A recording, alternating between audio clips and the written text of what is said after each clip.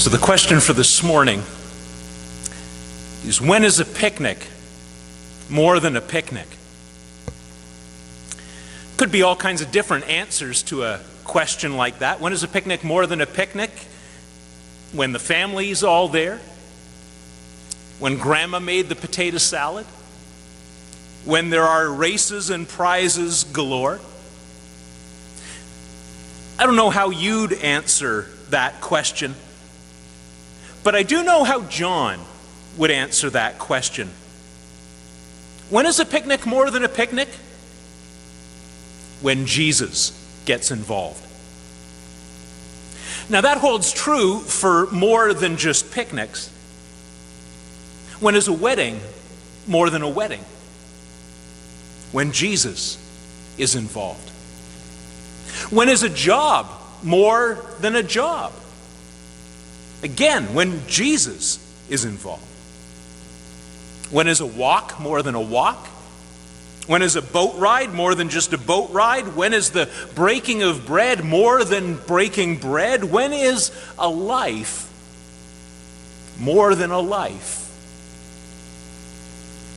The answer is the same for all of them. Everything changes when Jesus is involved. Let's get back to the picnic, though. Start with where it happened. Taken together, the gospel accounts, because all four of the gospels include this picnic, all of them put it somewhere along the north shore of the Sea of Galilee. This was the area that was the center of Jesus' activity in the north. In fact, you could stand just about anywhere along that shore and be pretty sure that you were standing in a place where Jesus had stood himself.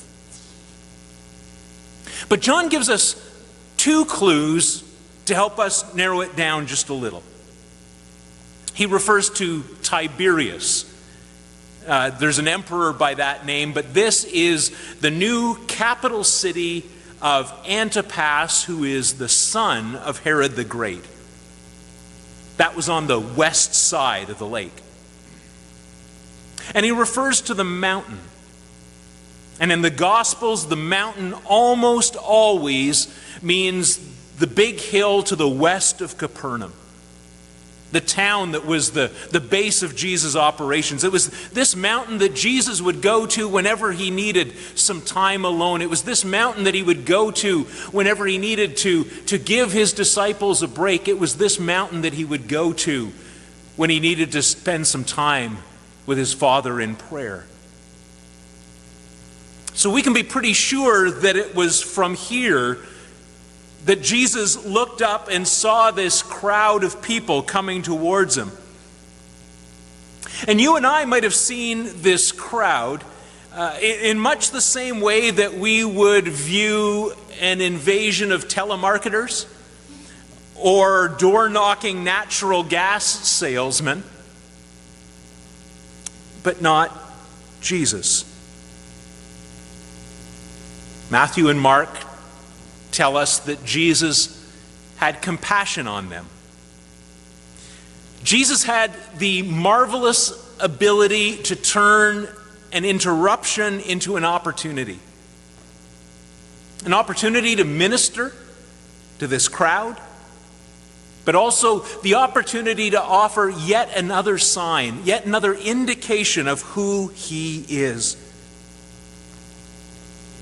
And in this passage, John does an incredible job of setting the stage without quite giving away what Jesus is going to want both the crowd and the disciples to see. John does that, first of all, by telling us that Passover was near. Passover was the annual celebration of Israel's release from slavery. It marked the beginning of their wilderness wanderings, 40 years during which God both led and provided water from the rock, quail for meat, and manna. What the book of Exodus refers to as bread from heaven. Passover was near. Then, to get the disciples looking in the right direction, Jesus asks a question. Philip, where are we to buy some bread for these people to eat?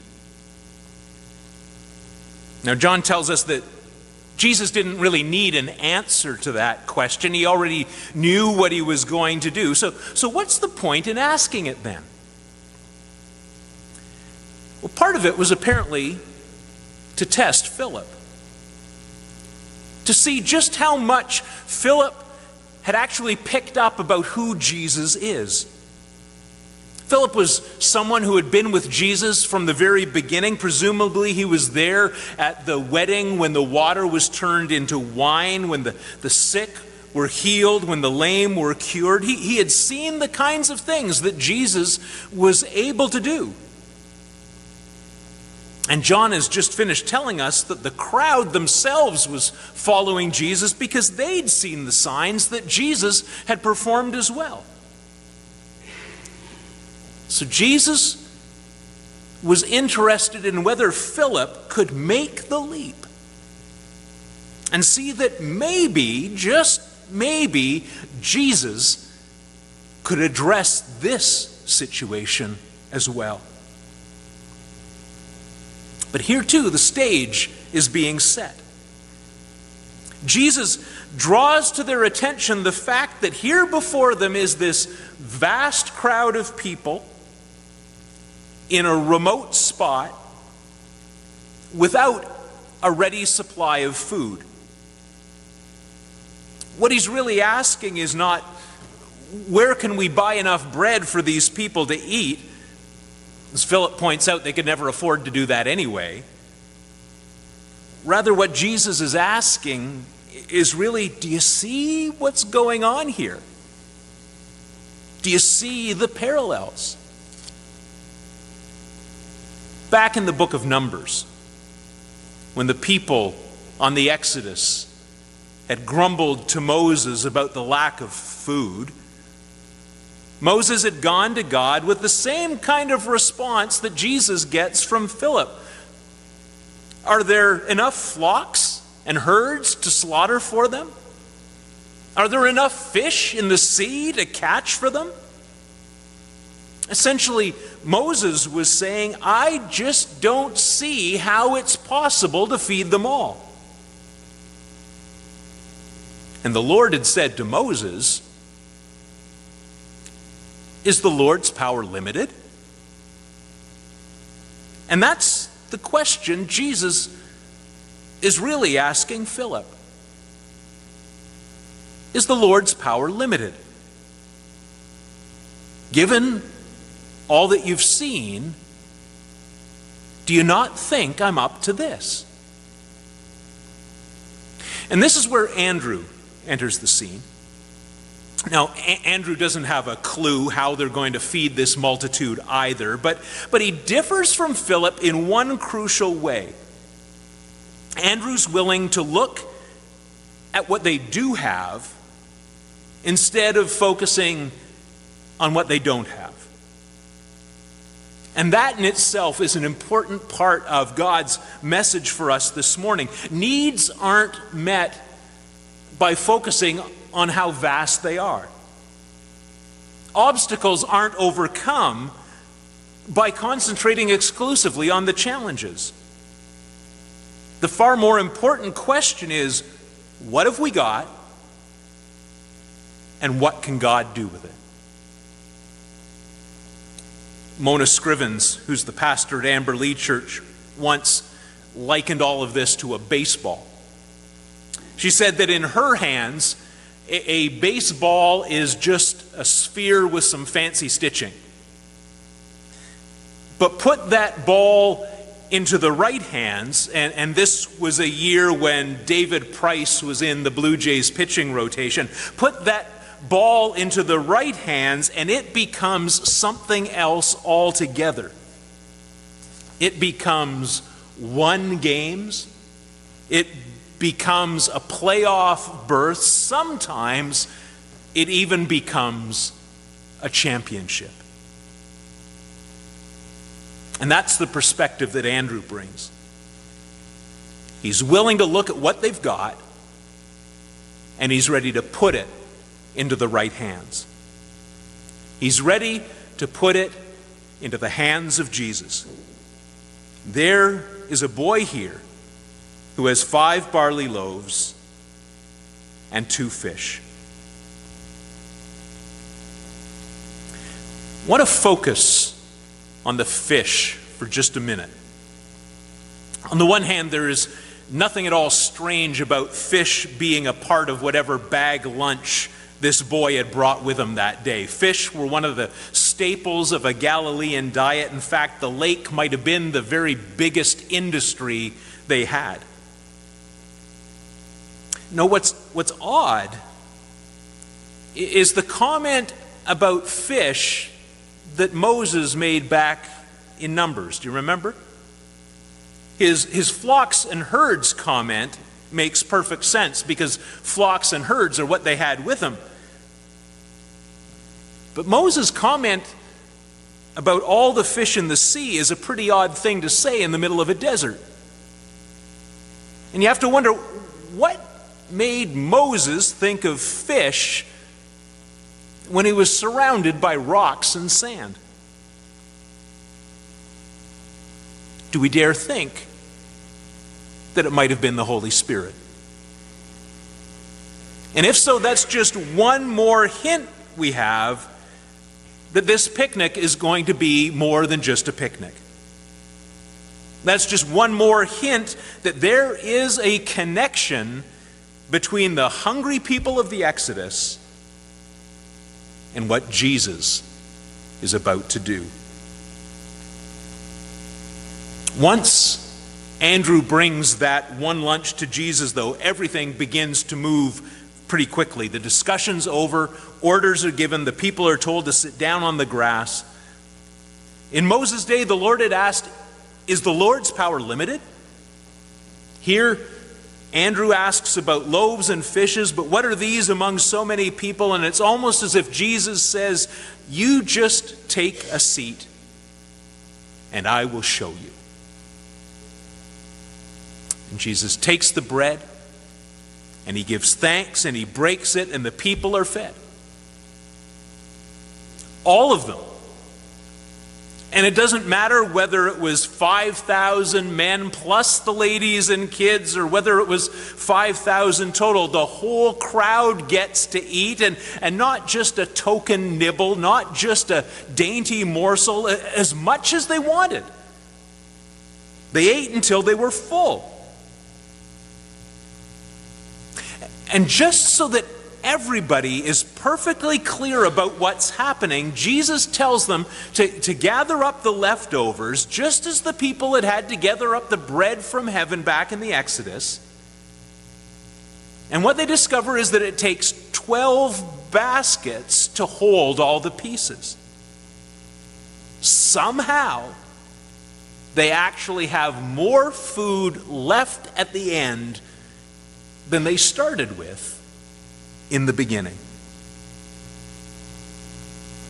And that is the proof that this picnic is more than just a picnic. This is not just lunch on the lawn.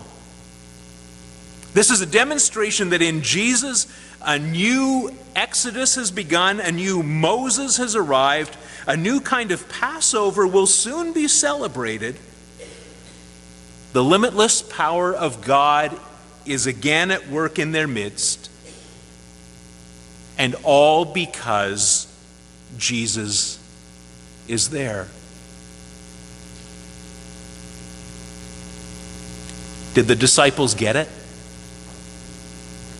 We don't really know. But it's clear at least that the crowd understood some of it. This is indeed the prophet who is to come into the world, they declare.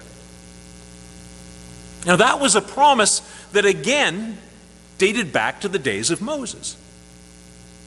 In Deuteronomy 18, the Lord had promised Moses, I will raise up for them a prophet like you from among their own people. I will put my words in the mouth of the prophet, who shall speak to them everything I command. And this is something that the people had been waiting for centuries, the coming of one who would speak the words of God to them. The one Hebrews calls the mediator of a better covenant. And that's what we're hearing rumblings of here. With Jesus, something new has begun. A new covenant, a new promise is being made, a new word is being spoken, a new kind of rescue is being accomplished, not from Egyptian overlords, but from something bigger, something deeper. The tyranny of our own nature. A new exodus is upon them, not towards a new country, but towards a new life in which God takes center stage and His grace and His presence are realities that we can count on daily. So when is a picnic more than just a picnic? The answer is when Jesus gets involved. And that holds true for just about anything. Think about your tomorrow. Is it just a Monday? Or could it be more than a Monday? It all depends on whether Jesus will be a part of it. It all depends on whether you're willing to place that Monday in His hands. Or what about your job? Is it just 9 to 5? Or could it be something more than that? Are there people around you at work who need a touch of that grace that you've experienced? Are there opportunities for ministry in the next cubicle or workstation? It all depends on whether you're willing to take your faith to work with you. It all depends on whether you're willing to put your job in Jesus' hands. Same things can hold true about your family life, your offerings, your talents, your future. What those things can be and what they can accomplish all depends on whether you hold on to them for yourself or place them into the hands of Jesus. When is a life more than just a life? The answer continues to be when Jesus gets involved. This week, we heard about the passing of Billy Graham. Given how many people his life affected, I don't doubt that there will be many who have felt the impact of his death as well. But as with any time we hear that one of Jesus' own has died, the sadness is for us and not for them. As Billy himself once put it, he's just changed address. And I'm not saying that we can reach millions the way that he did. Billy had a particular gift and a special anointing. But that gift only accomplished what it did because of one thing. Because he put it into the hands of Jesus. Because he allowed Jesus to get involved. And that much can be true of us all. Amen.